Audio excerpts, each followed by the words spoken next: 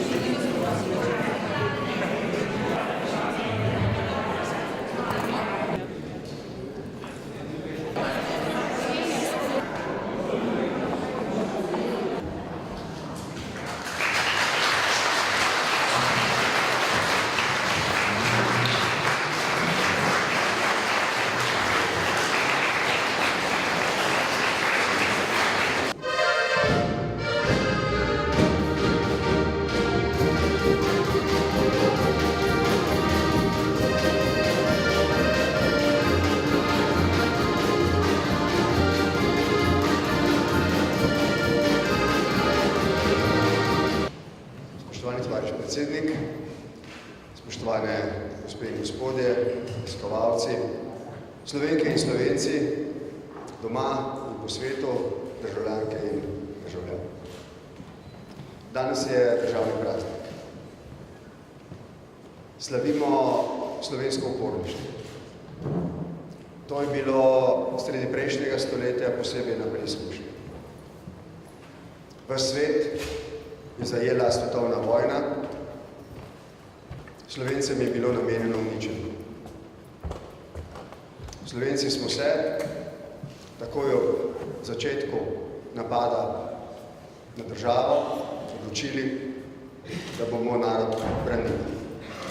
Takrat smo se odločili, da bomo to storili sami. Brez zanesljivih vedenj, da bomo pri tem uspešni. Ta pogum ljudi, ki so se tako odločili, je potrebno vselej spoštovati in ceniti. To morajo razumeti tudi naši otroci in naši vnuki. Nekaj ljudi, ki jih vidim tukaj v prvih vrstah, se tega osebno spomnijo. Tega trpljenja, tega zla, tega uporništva. Spomni se najbolj plemenitih in najbolj zlobnih stvari, ki so prizdajale človeštvo in tudi Slovence sredi druge svetovne vojne. Kaj pa naši otroci in naši vnuki, ki tega niso doživeli? Niti jim ni bilo dano od meni, da bi morda to zvedeli iz prve roke. Kakšen vtis, kakšen odnos utegnejo imeti v naslednjih desetletjih oni, v tem 21. stoletju, za katerega ni mogoče prav nič manj reči, da je sigurno bolj varno in bolj predvidljivo.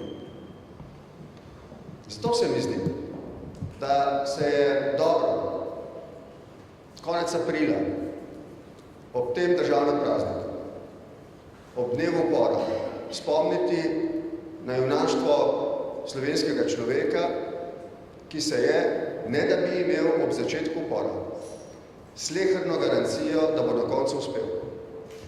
Postavil zase in se skozi večletno vojno na koncu skupaj z zavezniki prebil do slavne zmage in zavaroval obstoj slovenskega naroda.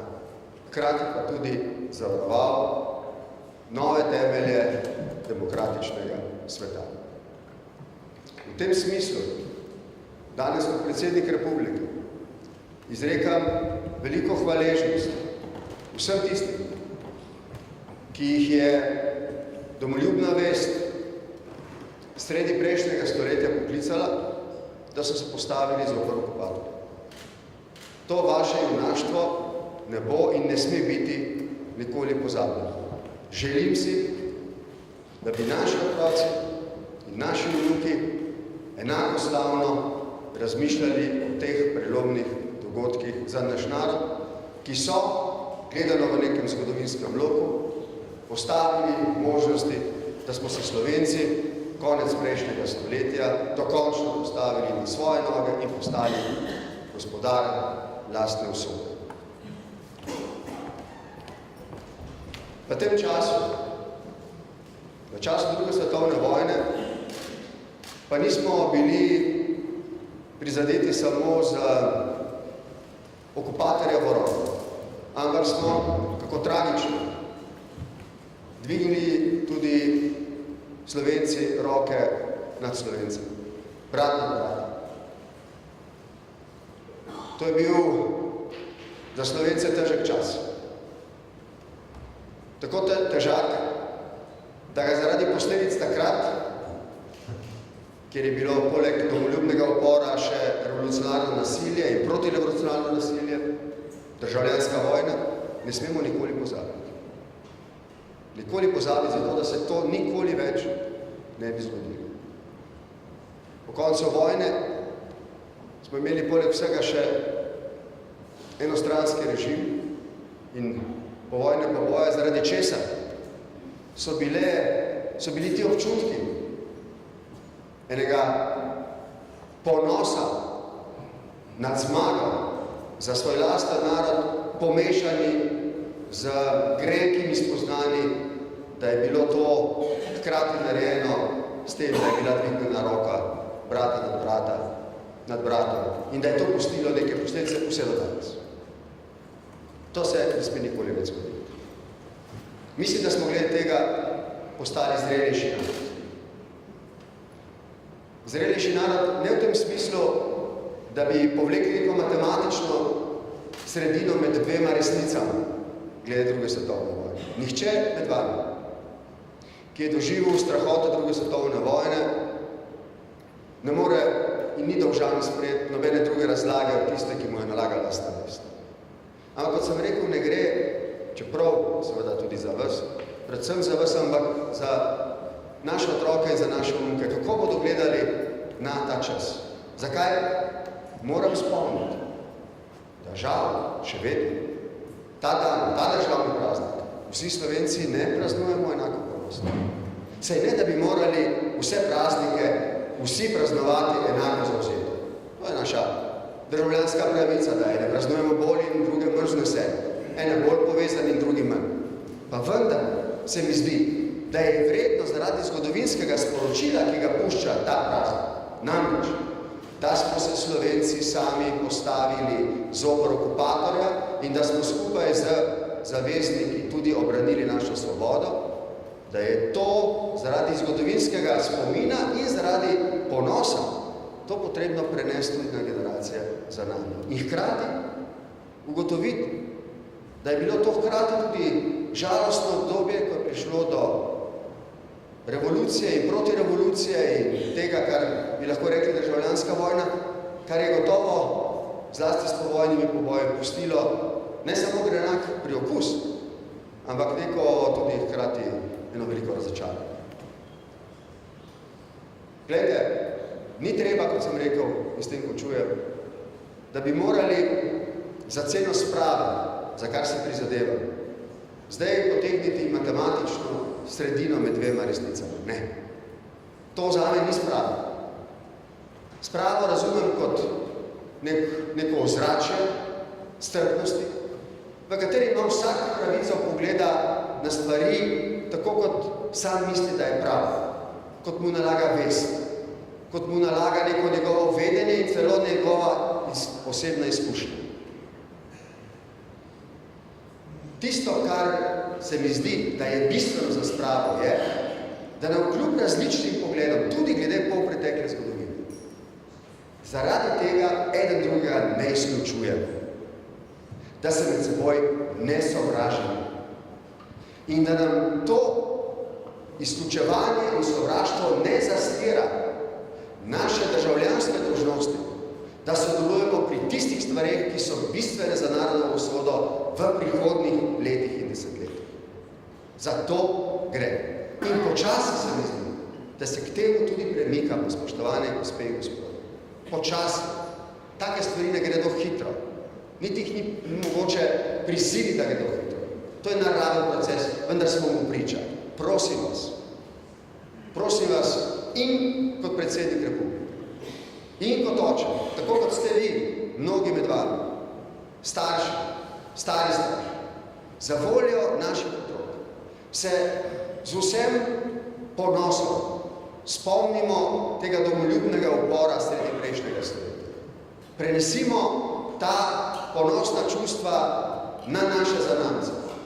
Napotimo jih, da ne pozabijo, kako zelo pomembno je bilo, da smo Slovenci zaradi tega domoljubnega odpora obstali in si pol stoletja kasneje zgradili svojo lastno domovino in državo. In kako pomembno je spoznanje, da v takih usodnih okoliščinah nikoli za nobeno ceno ideološki ali kakšni drugi pomisleki in razlike med nami ne smejo biti pomembnejši od narodove svobode.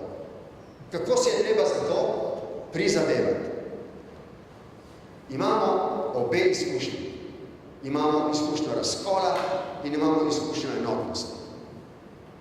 Leta 1991 smo Slovenci ubranili skupaj domovino, ki smo izglasovali na plebiscitu. Imamo torej obe izkušnji in vemo, da ne do enotnosti in ne do razkola ne pripelje dogodek čez noč, ampak proces. Tisti proces, ki izključuje počasi, zdaj enega, zdaj drugega, proces sovraštva na koncu pripelje do razkola.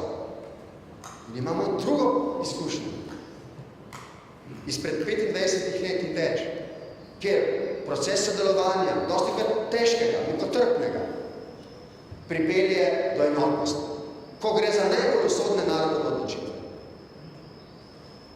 Imamo torej obe izkušnji in smo iz tega vidika zelo zrel in bogat narod. Vemo, kako nam je ravnati, ko bomo morda proti naši volji znova pred takimi izkušnjami. Kot bodo morda pred takimi izkušnjami naši otroci, ki so tam v zadnjem vrstah skupaj starši.